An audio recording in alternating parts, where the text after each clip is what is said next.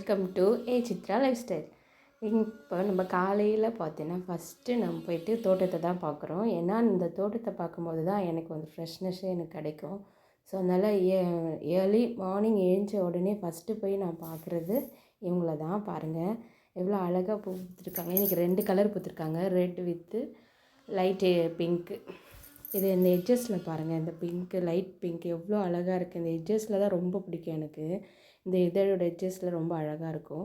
Okay, நம்ம இன்றைக்கி kitchen போயிடலாம். ஏன்னா ஆல்ரெடி எழுந்ததே கொஞ்சம் லேட்டாக தான் எழுந்துட்டேன் இன்றைக்கி குளிர்னால. ஸோ அதனால் இன்றைக்கி 1 pot ரைஸ் பண்ணிடலாம் அப்படின்ட்டு முடிவு பண்ணிவிட்டு பிசிபெல்லாபாத் பண்ணுறேன்.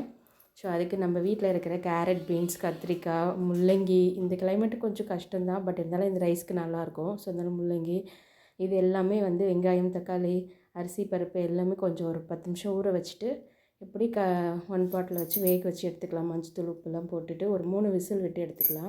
இப்போ இதுக்கு தேவையான பொருட்கள் எல்லாம் நம்ம தனியாக எடுத்து வச்சுக்கலாம். தாளிப்புக்கு முந்திரி, அப்புறம் இந்த மசாலாலாம் அரைச்சிக்கணும்.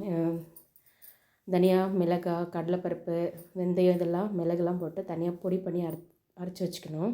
புளி ஊற வச்சுக்கிட்டோம். அப்புறம் இதுக்கு தேவையான நெய்யும் எடுத்துக்கலாம். தாளிப்பு ரெடி பண்ணியாச்சு. ஸோ இந்த தாளிப்பு ரெடி பண்ணிவிட்டு இதுலேயும் வந்து நம்ம மிளகாய், அதாவது ஜீரகம் அதெல்லாம் எக்ஸ்ட்ரா ஆட் பண்ணிக்கணும்.